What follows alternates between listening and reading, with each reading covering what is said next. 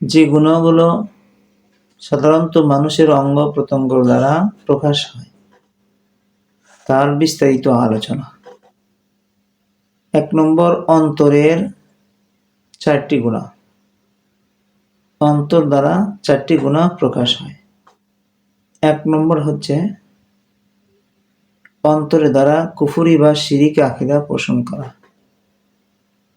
2 নম্বর, জেদ করে গুনাহের নিয়ত করা, ইচ্ছা করা।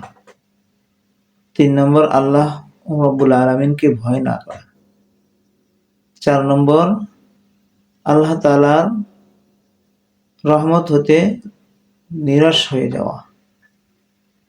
এই 4 ধরনের গুনাহ অন্তর দ্বারা প্রকাশ হয়।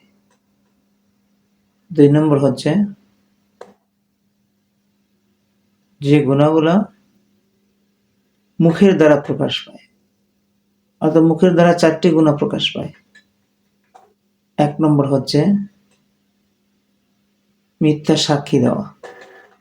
2 নম্বর, অন্যায়ভাবে কাহার উপর মিথ্যা অপবাদ দেওয়া। 3 নম্বর, মিথ্যা কসম খাওয়া।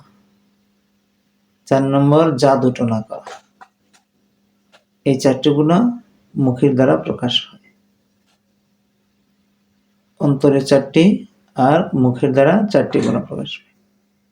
তো আমরা সচেতন থাকবো আমাদের দ্বারা যেন অন্তরের দ্বারা এই 4টি গুনাহ প্রকাশ না হয়, মুখের দ্বারা 4টি গুনাহ প্রকাশ না হয়।